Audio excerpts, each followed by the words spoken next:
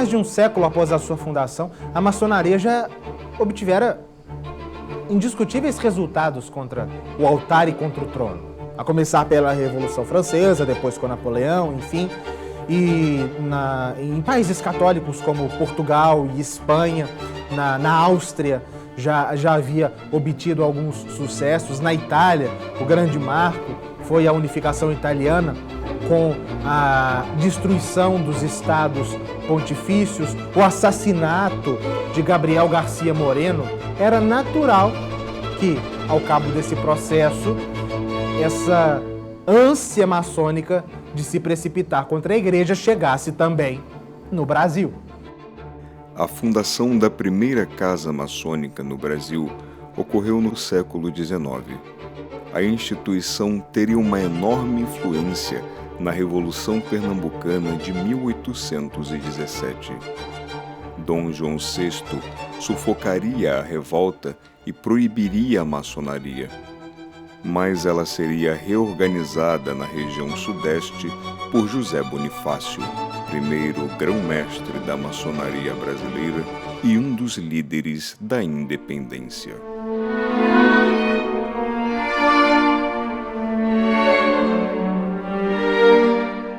O Brasil tem uma vocação, e essa vocação é demonstrada no seu nascedouro. As caravelas da Ordem de Cristo, a primeira missa celebrada no Brasil, o primeiro monumento erigido no nosso território, que foi uma cruz. As missões jesuíticas, tudo isso mostra. O Brasil tem uma vocação católica.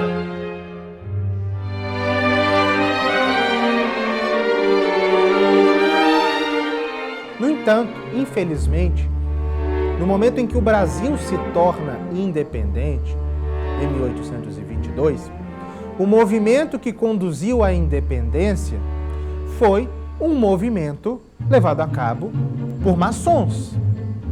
Vejam, toda a intelectualidade brasileira do começo do século XIX foi formada onde?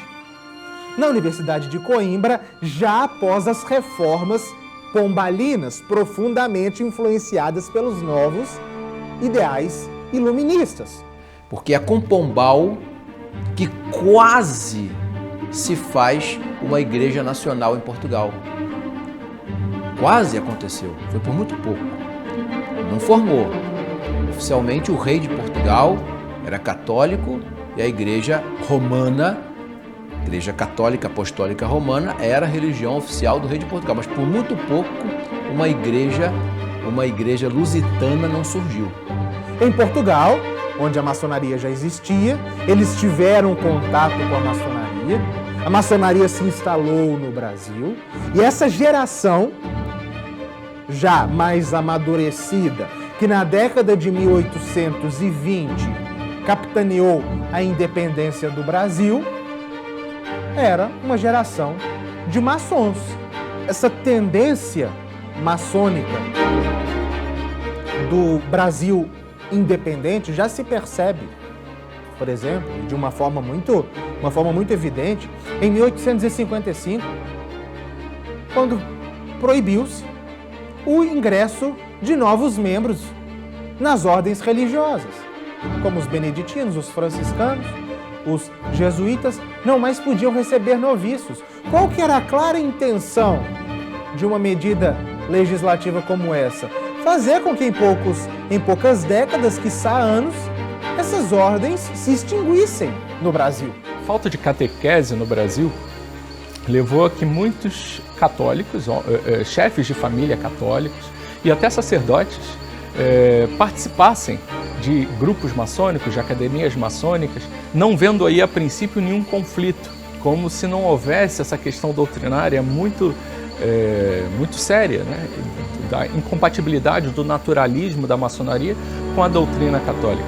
Era comum que sacerdotes seculares defendessem os ideais maçônicos e que pais de família não ficassem escandalizados se lhes fosse dito que eles não podiam pertencer à maçonaria. Obviamente nós não podemos julgar cada caso concreto, né, a consciência que cada pessoa tinha, mas podemos dizer que em em muitos casos havia assim uma ignorância de catequese bastante básica, né? e que levava a essa acomodação. Mas, como naquela época os bispos brasileiros eram corajosos, eles começaram a reagir. E do lado da igreja, qual era o cenário? Naquela época, o Brasil inteiro ele era contemplado por apenas 12 dioceses. Então, o que nós temos hoje, um bispo, normalmente ele é responsável por uma região muito pequena do Brasil. Não era assim naqueles tempos. Naqueles tempos, o cenário era bem diferente. Então, cada bispo ele era responsável por uma região imensa do Brasil, o que significava que, para ele, aquilo implicava em muita autoridade. E aí, Dom Pedro II, qual era a sua cultura em relação a isso? Ele tinha o costume de indicar bispos de acordo com a sua formação intelectual. Então ele foi buscar para a Diocese do Pará, que naquela época englobava grande parte da região amazônica, e para a Diocese de Olinda, que englobava naquela época grande parte do Nordeste, dois homens muito bem formados no Seminário de São Sulpício, em Paris. Para o Pará, Dom Macedo Costa, e para Olinda, Dom Vital.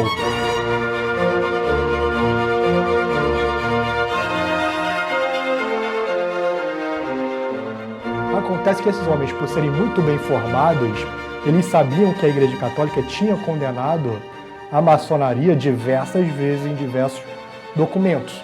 Então eles quiseram aplicar o que a Igreja sempre condenou da maçonaria às suas dioceses. Isso implicava em tentar livrá-las da maçonaria, seja nas confrarias, que reuniam os leigos, que ajudavam a organizar os cultos, seja nos sacerdotes que estavam devidamente filiados à maçonaria.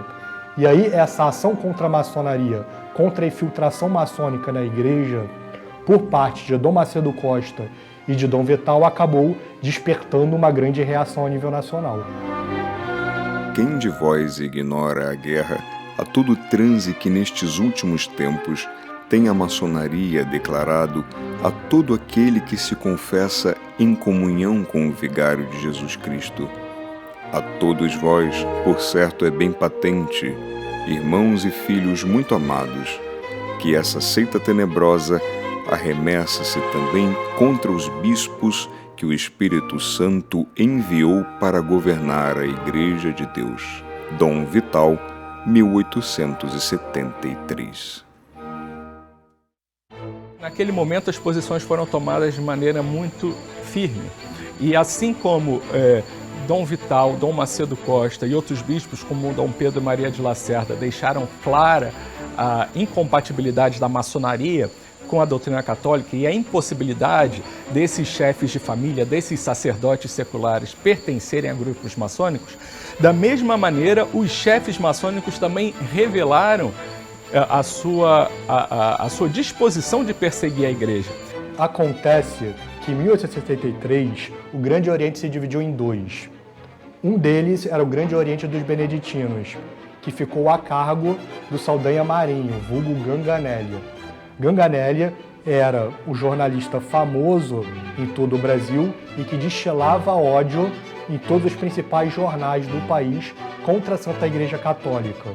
No outro Grande Oriente, o Grande Oriente do Lavradio, ficou como líder José Paranhos, que era então o Visconde do Rio Branco. Acontece que o Visconde do Rio Branco, em 1871, foi apontado por Dom Pedro II como presidente do Conselho dos Ministros, que era algo análogo ao que nós vemos nas monarquias modernas como o primeiro-ministro, de tal sentido que o Visconde de Rio Branco se tornou, após essa indicação de Dom Pedro II, o homem com cargo político mais importante do país. Os dois ramos da maçonaria do Brasil tinham graves discordâncias, mas resolveram se aproximar para combater um inimigo comum, a Santa Igreja Católica. Assim que os líderes maçons conseguiram uma vitória contundente contra o bispo do Rio de Janeiro, eles resolveram intimidar o bispo de Olinda, mandando realizar missas e ataques na imprensa. Como Dom Vital vetou as missas e respondeu aos ataques, os maçons optaram por uma cartada final: a divulgação da lista de todos os católicos pertencentes às seitas maçônicas na região. Para tentar intimidar Dom Vital, os maçons no Brasil elaboraram e publicaram uma lista dos seus afiliados, na esperança de intimidar Dom Vital. Àquela altura, a maçonaria já estava muito infiltrada, tanto na política como na mídia, na imprensa, e achavam que com isso bastaria, isso seria o suficiente para frear a reação de Dom Vital. O que eles não contavam era que estavam diante de um bispo verdadeiramente católico, com um auxílio sobrenatural incrível, manifestando ali algumas virtudes verdadeiramente heróicas, e que resolveu defender a igreja a todo custo. E enfrentou esses soldados maçons que tentavam eliminar em território brasileiro a influência da igreja. E o conflito foi aumentando e Dom Vital resolveu lançar um interdito nos locais controlados por 3 confrarias que se mantiveram rebeldes. E o Conselho de Estado de Dom Pedro II analisou aquele interdito e ordenou que Dom Vital o retirasse sob pena de prisão. Só que veio um acontecimento espiritual, um acontecimento sobrenatural que demonstra justamente como Deus não abandona aqueles que estão combatendo por ele. Chegou uma carta do Papa Pio IX referendando as ações de Dom Vital, de modo que, com o apoio do Papa, ele poderia manter-se firme no seu combate. Venerável irmão, saúde e bênção apostólica. Conquanto exacerbasse nossas mágoas o que nos expusestes acerca do vírus maçônico, por aí de tal sorte derramado, que até as próprias irmandades religiosas têm invadido, não podemos deixar de louvar o zelo que vos empenhastes e ainda vos empenhais em obviar a tão grande mal. Papa Pio IX, 1873. E aí vejam que coisa interessante. Em uma das mãos, Dom Vital recebe um aviso do governo mandando com que ele levantasse os interditos das confrarias, algo que certamente o afligia. Na outra mão, ele recebeu condolores do Santo Padre Pio IX, parabenizando por todas aquelas ações e mandando ele seguir em frente. E como grande bispo que era, é óbvio que ele seguiu em frente. Então, como uma consequência por agir enquanto bispo católico, em dezembro de 1863, ele vai receber então a notificação de prisão. Ele entra na capela do seu palácio arquiepiscopal, começa a rezar, deixa 2 cartas, uma colocando seus substitutos e a outra protestando contra a prisão. Então ele abre a porta da capela todo paramentado.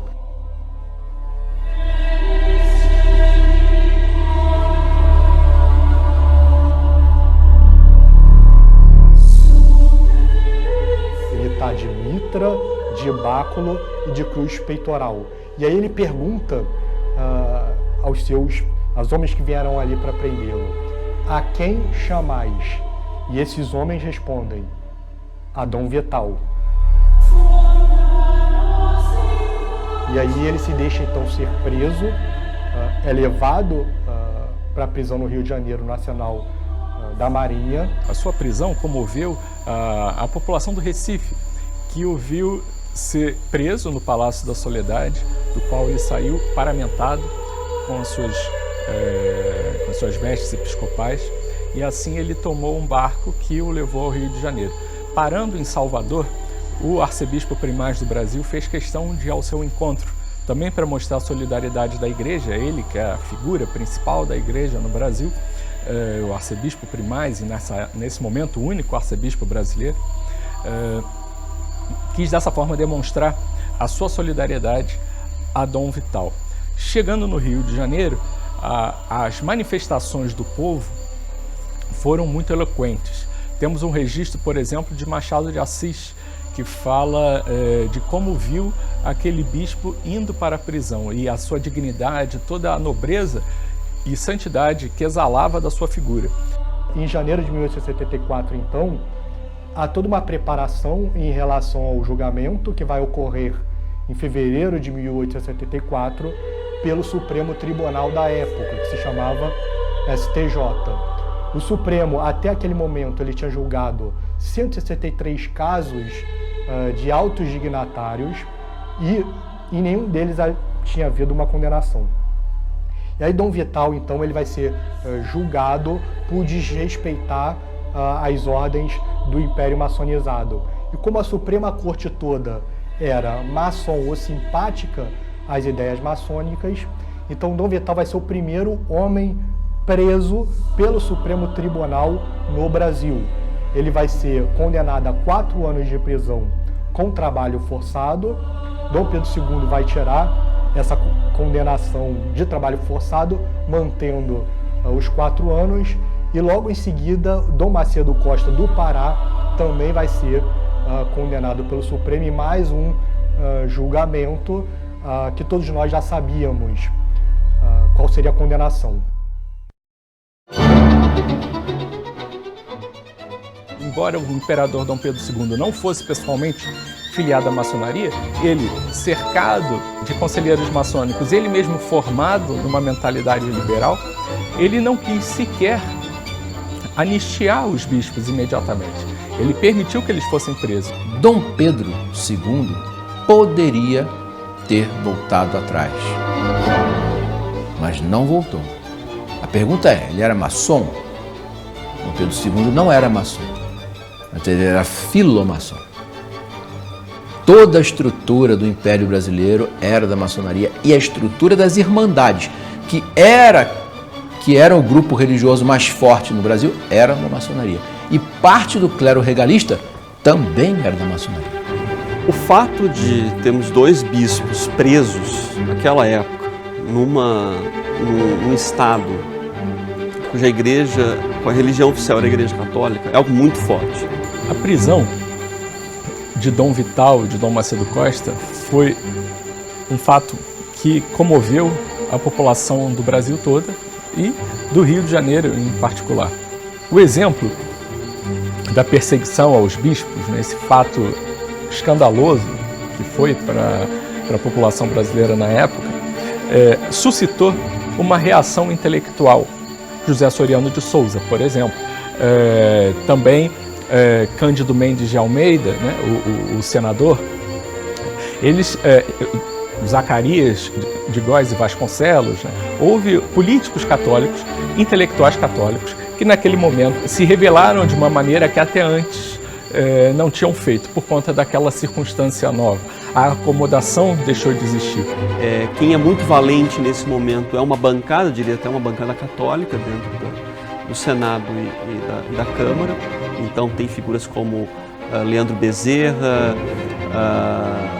Tarquínio Amarante, sobretudo, né, o caso do Cândido Mendes, senador Cândido Mendes do Maranhão, uma figura importantíssima que depois faz a própria defesa, né, é o advogado de defesa dos bispos.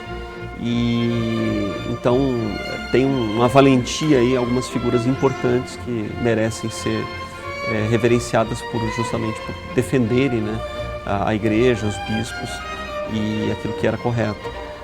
Mas o desprestígio do governo estava tão grande que foi necessário substituir o presidente do Conselho de Ministros. O imperador estava prestes a partir para uma viagem e ele não queria deixar o país sem antes resolver a questão religiosa.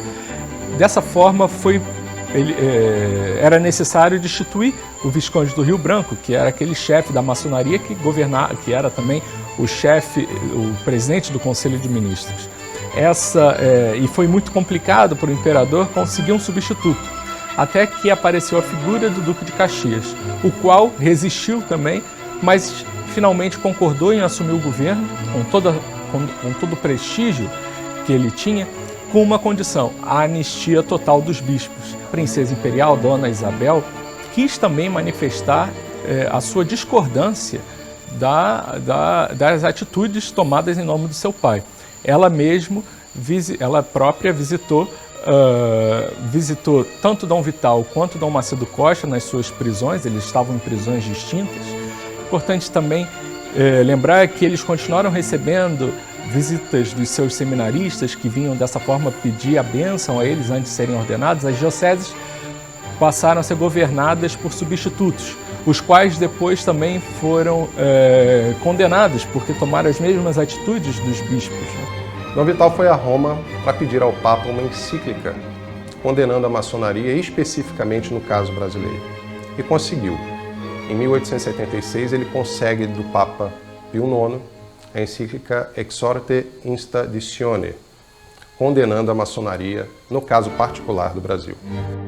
As perturbações que nestes últimos anos apareceram neste império, provocadas pelos sectários da maçonaria, os arrastaram a um grave conflito, particularmente nas dioceses de Olinda e do Pará. Não era possível víssemos sem dor aquela perniciosa e pestífera seita, corrompendo as referidas irmandades. Nós não omitimos, nesta ocasião, novamente declarar e confirmar que as sociedades maçônicas, quer as que existam nesse país, quer em qualquer outra parte do mundo, são proscritas e fulminadas, e que todos os que desgraçadamente se alistarem nas mesmas seitas incorrem ipso facto em excomunhão. Papa Pio IX, 1876. Logo após conseguir a encíclica, Dom Vital ficou muito entusiasmado, celebrou com seus amigos frades em Paris, mas, infelizmente, 2 anos após, aos 33 anos de idade, veio a falecer sob a suspeita de envenenamento. Mas, de fato, não há como voltar ao tempo. A prisão aconteceu, digamos assim, a mancha, a ferida foi aberta e, de fato, aquilo ali foi muito grave para toda a trajetória do Brasil, digamos assim, mas criou um símbolo também, um símbolo de resistência, um símbolo de amor à igreja, um símbolo de amor ao Brasil da melhor maneira, né? E graças ao empenho do episcopado brasileiro, nós tivemos uma vitória significativa na questão religiosa, que durou esse período de 4 anos, de 1872, com o início das perseguições no Rio de Janeiro, até 1876, com a encíclica Exhorte Instaditione do Santo Padre Pio IX. Só que essa vitória moral da Santa Igreja Católica ela não produziu frutos no longo prazo, mas muito pelo contrário. O que nós percebemos nos anos seguintes foi uma corrupção cada vez maior do Império pela maçonaria, que terminou com um golpe da maçonaria no próprio Império para proclamar a República. E aí nós vamos ver na Carta Pastoral de 1890, Dom Macedo Costa dizer que um espetáculo acabava de assombrar a nação. O império que tanto perseguiu a Igreja tinha acabado de cair, mas o altar continuava de pé.